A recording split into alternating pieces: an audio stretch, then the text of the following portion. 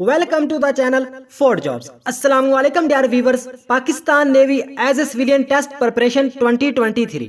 Dear viewers, ये video आपके लिए बहुत ही ज्यादा खास है क्योंकि इस वीडियो में पास टेस्ट एक्सपीरियंस क्वेश्चन डिस्कस होंगे जो अभी टेस्ट सितंबर 2023 में हो रहे हैं। ये एक्सपीरियंस क्वेश्चन मुझे व्हाट्सएप पर सेंड किए गए हैं। ये ऑल सेंटर्स और ऑल सब्जेक्ट्स का मिक्स एक्सपीरियंस है। तो वीडियो का आगाज करते हैं। Part number question number 1, third largest continent in the world. तो इसका राइट आंसर है नॉर्थ अमेरिका, यानी दुनिया में जो तीसरे नंबर पर सबसे बड़ा बरआज़म है, सबसे बड़ा कॉन्टिनेंट है, उसका नाम है नॉर्थ अमेरिका। तो इसके अलावा भी आप लोगों को पता होना चाहिए कि जो नंबर 1 पे है वो है एशिया। नंबर 1 पे जो बरआज़म है वो है एशिया, नंबर 2 पे अफ्रीका, नंबर 3 पे है नॉर्थ अमेरिका, नंबर 4 पे है साउथ अमेरिका, नंबर 5 पे इंटार्कटिका, नंबर 6 पे यूरोप और नंबर 7 पे ऑस्ट्रेलिया। सबसे बड़ा कॉन्टिनेंट है एशिया और सबसे छोटा है ऑस्ट्रेलिया।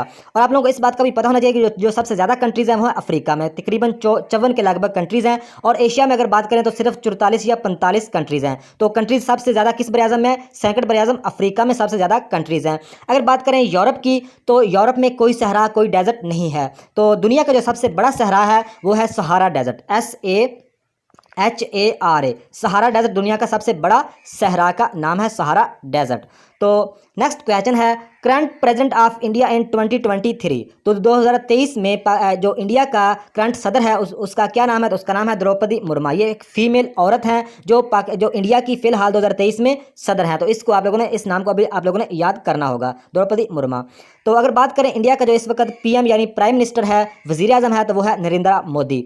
तो बात करें अगर चाइना की, चाइना का भी पूछा जा सकता है। तो चाइना का जो फिलहाल हेड है उसका नाम है ल्यूकंग। ल्यूकंग इस वक्त चाइना का हेड है, ल्यूकंग LIQIANG। ल्यूकंग इस वक्त चाइना के हेड हैं। और इन्होंने कब मतलब अपना ओहदा संभाला है? तो 11 मार्च 2023 को, 11 मार्च 2023 को ल्यूकंग ने अपना ओहदा संभाला है। अगर बात करें अफगानिस्तान की तो अफगानिस्तान का जो फिलहाल हेड है उसका नाम है मौलवी अब्दुल कबीर। मौलवी अब्दुल कबीर फिलहाल अफगानिस्तान के हेड हैं। तो इन्होंने अपना ओहदा संभाला है 17 मई 2023 को।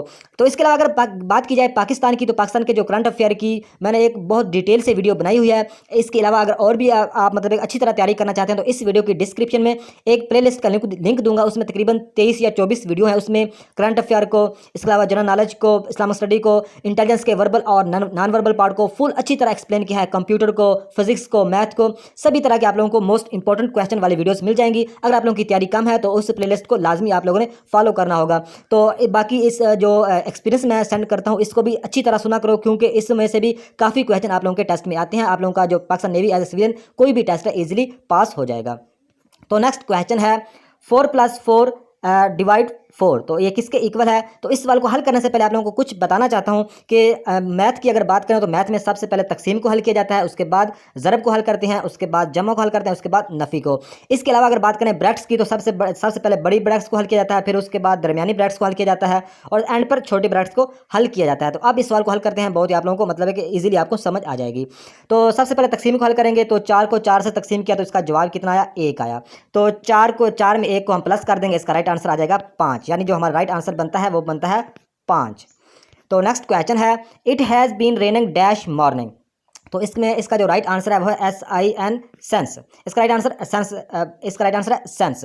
तो सबसे पहले आप लोगों को पता होना चाहिए कि ये फिक्रे में पूछ क्या रहे हैं। इसमें प्रपोजिशन पूछ रहे हैं, इसमें टेंसेस के मतलब है कि हेल्पिंग वर्ब या टेंस के बारे में कोई पूछ रहे हैं, या इसमें एडजेक्टिव पार्ट्स ऑफ स्पीच से एडजेक्टिव पूछ रहे हैं, या एडवर्ब पूछ रहे हैं, या नाउन कुछ क्या पूछ रहे हैं, इस बात का आप लोगों को पता होना चाहिए। तो ये जो फिक्रा है ये सबसे पहले ये बेसिकली ये फिक्रा है प्रेजेंट परफेक्ट कंटिन्यूस का फिक्रा है। प्रेजेंट परफेक्ट कंटिन्यूस का फिक्रा है। प्रेजेंट परफेक्ट कंटिन्यूस की जो पहचान है इसमें एक तो हैज़ और हैव यूज होता है, दूसरे नंबर पे जो वर्ब की फॉर्म मतलब फॉर्म के साथ ING का यूज होता है। तो ये प्रेजेंट परफेक्ट कंटिन्यूस का फिक्र है। तो इसमें मतलब है कि अगर एग्जैक्ट मतलब है कि आप लोगों को टाइम बताया जाए तो इसमें सेंस यूज होता है, एग्जैक्ट टाइम। और यहाँ पे मतलब बताया गया कि सुबह से बारिश हो रही है, it has been raining dash morning, मतलब सुबह से बारिश हो रही है यानी शाम से बारिश हो रही है या दोपहर से बारिश हो रही है। जो एग्जैक्ट टाइम बताया जाए तो इसमें आप लोग यूज करेंगे सेंस का यूज करेंगे। लेकिन अगर एग्जैक्ट टाइम ना बताया जाए, यहाँ पे मॉर्निंग की जगह पे होता it has been raining few minutes, यानी कुछ टाइम से बारिश हो रही है, जो एग्जैक्ट टाइम नहीं था। फ्यू मिनट्स मतलब एक कुछ कहीं कहीं से भी लिया जा सकता है कि कब से मतलब बारिश हो रही है, पता ही नहीं, एग्जैक्ट टाइम का पता ही नहीं है, तो उसमें फॉर यूज़ होगा। तो आप लोगों को सिंपल मैं ये बताऊं कि अगर एग्जैक्ट टाइम का पूछा जाए तो एग्जैक्ट टाइम मतलब उन्होंने बताया हो तो फिर हाँ आप सेंस यूज़ करेंगे इस तरह के फिक्रे में। अगर एग्जैक्ट टाइम ना हो, एग्जैक्ट डेट ना हो, एग्जैक्ट ईयर ना हो, तो आप क्या करेंगे, फॉर या फॉर का यूज़ करेंगे। तो इसका राइट आंसर आता है SINCE, सेंस। तो नेक्स्ट क्वेश्चन है, he has no control dash his son. तो इसमें मतलब है कि जो प्रपोजिशन यूज है वो है over, OVER, over. He has no control over his son. तो नेक्स्ट क्वेश्चन है, लॉग ब्रैकेट्स में m और छोटी ब्रैकेट्स में n इक्वल किसके है। तो इस तरह का अगर कोई भी सवाल आ जाए, आप लोगों को बहुत ही आसान तरीके से समझा देता हूँ कि इसको हल करने का बहुत ही इजीली तरीका बता देता हूँ कि इसको मतलब है कि हल करते हैं। सबसे पहले ये ब्रैकेट्स में है और ये भी ब्रैकेट्स में और बीच में कोई अलामत नहीं है। तो अगर ब्रैकेट्स में रकमे हूँ और कोई बीच में अलामत ना हो तो इसका मतलब होता है ज़रब। तो इसका मतलब है ज़रब। तो मतलब है कि लॉग m मतलब है कि m ज़रब n, जब ज़रब को हम कन्वर्ट करेंगे, ये आप लोगों ने अपने जहन में बिठा लेना, ज़रब को हम कन्वर्ट करेंगे प्लस में। यहाँ अगर ज़रब है तो ज़रब को हम कन्वर्ट करेंगे प्लस में। तो इसका राइट आंसर क्या बनेगा, इसका राइट आंसर बनेगा log m plus log m।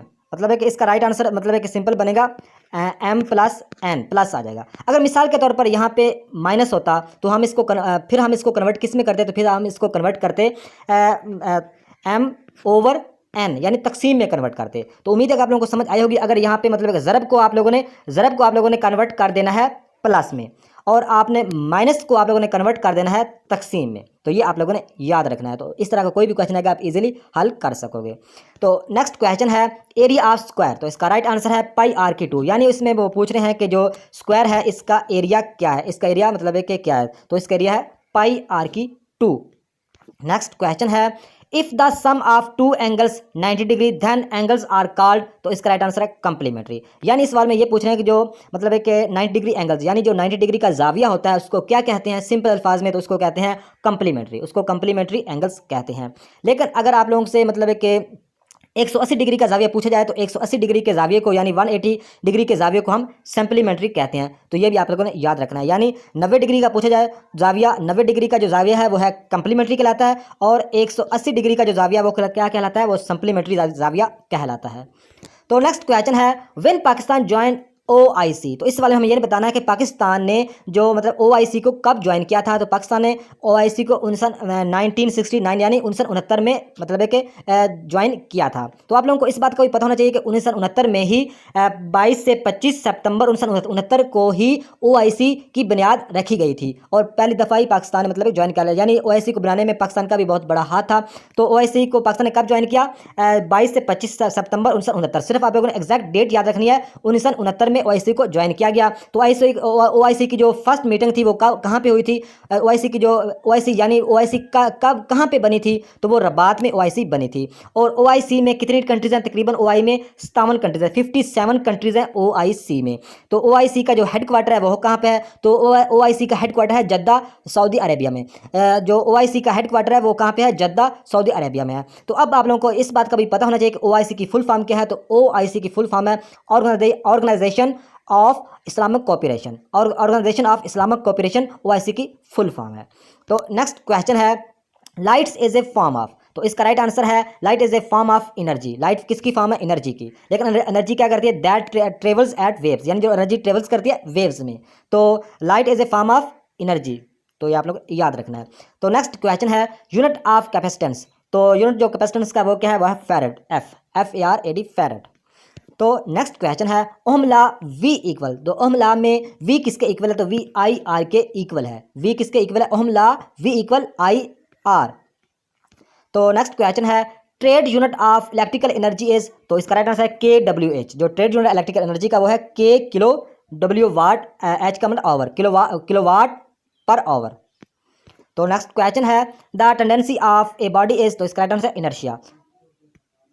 Next question है, total senses of human being, यानी जो इंसान में टोटल कितने हवासे खमसा हैं, तो वो है 5। Total senses of human being 5 यानी 5। नेक्स्ट क्वेश्चन है, he is ignorant dash all दस। तो इसमें आएगा ऑफ, इसमें जो प्रपोजिशन यूज होगी ऑफ की, he is ignorant of all this. तो नेक्स्ट क्वेश्चन है, यूनिट ऑफ चार्ज इज। तो जो यूनिट है चार्ज का वो column, unit of charge is column. Next question है यंग वन ऑफ हिन इज कॉल्ड।